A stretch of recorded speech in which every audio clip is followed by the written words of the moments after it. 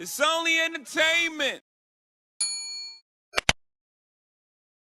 Welcome back to the Talking Hedge. I'm Josh Kincaid, capital markets analyst and host of your Cannabis Business podcast. With me today, Chris Chiari of 420 Hotels. Sir. Chris, thanks for being with us on the Talking Hedge. Thanks for having me. Appreciate it. What is 420 Hotels? 420 Hotels is now the first hotel in America that is now licensed to host on-site cannabis hospitality as an amenity to overnight hospitality. Okay. Where are you doing that? There's certain places in Washington State where I'm at, it's a Class C felony to maintain and operate a marijuana lounge. So there's no smoking anywhere. Pop-ups are okay, but permanent facilities not so much. So where are you able to kind of get this out there? I am in the heart of Denver, Colorado at a property which has a fortuitous address, 420 East 11th Avenue.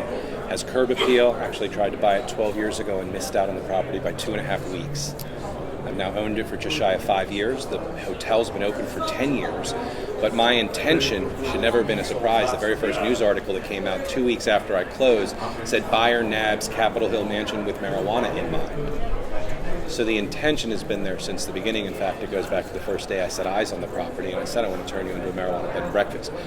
That was an idea that the world had to catch up to. What's nice is the state of Colorado has been very proactive in creating mature policy around cannabis licensing from the retail and vertically integrated markets we've created that have now opened up to delivery and cultivators and manufactured products that aren't vertically integrated and is maturing.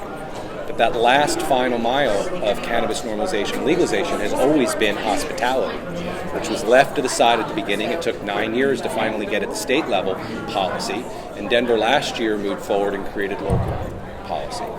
This is a cigar lounge for cannabis. And the reason I use that term is because the policies that dictate smoking in an indoor space at Denver's level is international standards, and those standards then were a place and a template to start defining a business model, recognizing that there was already relatable or a similar policy.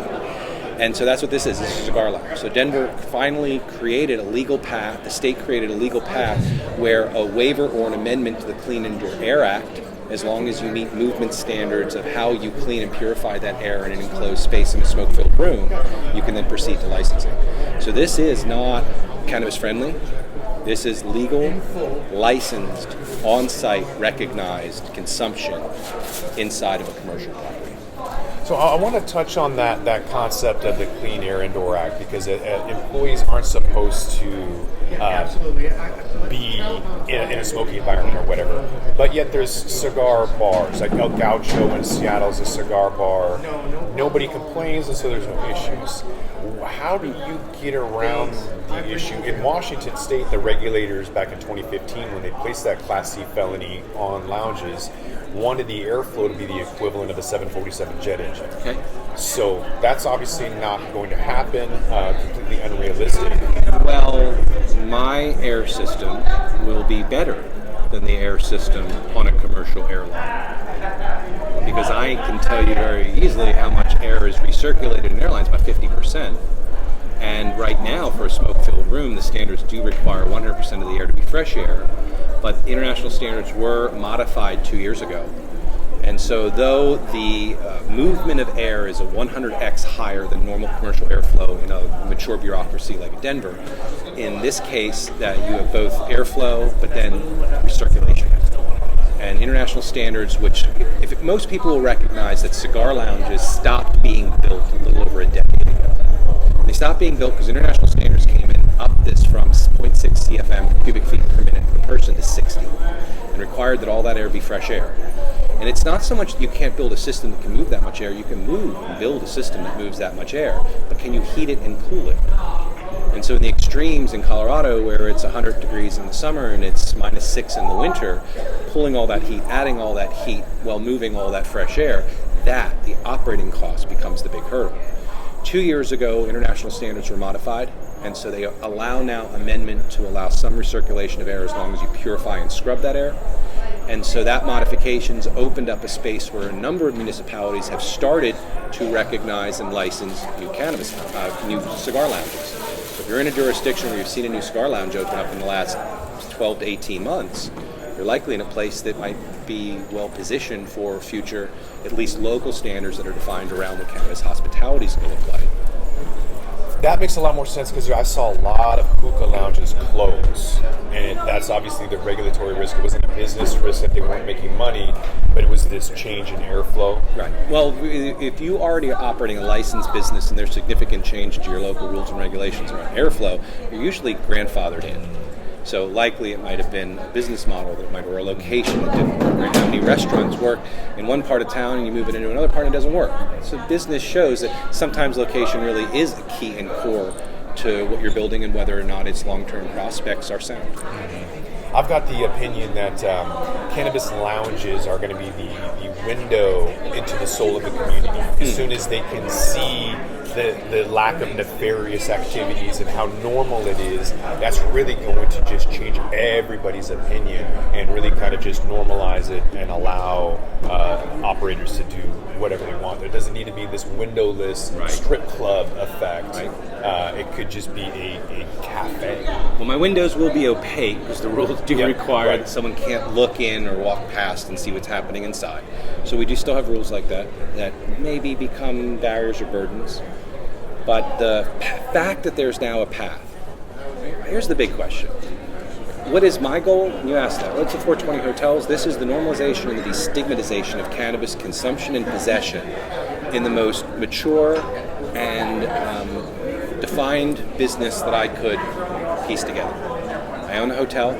We cash flow and operate overnight hospitality. I have food and beverage because we're a bed and breakfast, but I just did also open our tavern license, just open to the public.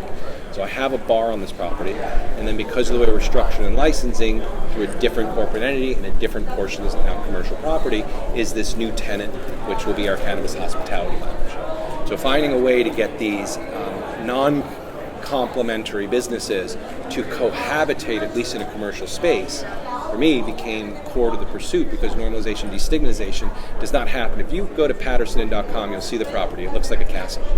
Red French Chateau Castle in Denver. Could have been the Cannabis Castle. Cannabis Castle doesn't necessarily move this conversation forward, and as much as I'm just trying to build a business, I'm also trying to build a business that feeds off of a big portion of the culture of cannabis reform has been that community engagement, that showing people that there is not this nefarious element to people getting together and sharing a joint, or smoking a bong, or doing a dab. In fact, it's a really fun, friendly space.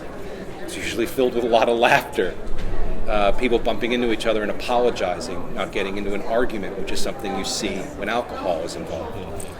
That's what makes cannabis so unique. And so for me, a business is, I don't know what a standalone lounge might look like and whether or not those models will work, but an element of my business is a portion of that model, but it's also foundationally built off this overnight hospitality. I'm taking underutilized event space and giving it new life, new purpose in the hopes of selling more room nights. What about the future of consumption? Are you going, at some point, are you going to be able to have mocktails and or infused foods at the facility, or is it a BYOB? How does it work on both those sides? I went with a bring your own cannabis for two reasons. One, I am the first licensed cannabis business because I am licensed with the Marijuana Enforcement Division of Colorado like a dispensary, but I chose not to touch the plant. So I'm the first licensed cannabis business to close a crowdfund campaign on Republic. Actually onboarding right now with Start Engine with a campaign that's going to launch Q1 next year. And if you're following the crowdfund space, Start Engine has not touched licensed cannabis. They've even been a little skittish around licensees that sell branding and products in multiple states but don't touch the plant. I'm badged. And I remember in the onboarding conversations, I was very clear. This is who I am, this is what I do, and if you're not ready, I'm okay with that. But let's not proceed unless you're ready. Well, they're ready. And so we're onboarding now for the next round.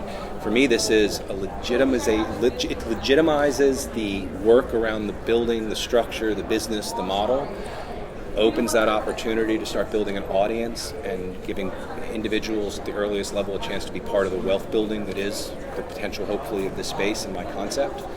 And then, again, I can't stress it enough, normalizing, destigmatizing, legitimizing, core to my business. That's what the 420 Hotels is looking to do, and doing it with a cash flow positive, successful 10-year-old now hotel, taking underutilized event space and giving it the most exciting and unique amenity in America.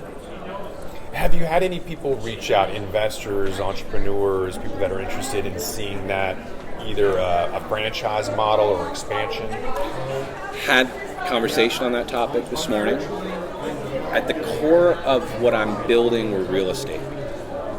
And so owning the property, managing our hotel, and operating our brand, the three pillars of hospitality. We're an independent hotel operator, and we bring those three pillars of hospitality under one roof, which is very common with independent operators. But see a path to expansion where, again, we'll own the property, we'll operate and manage the hotel, and we'll build the brand.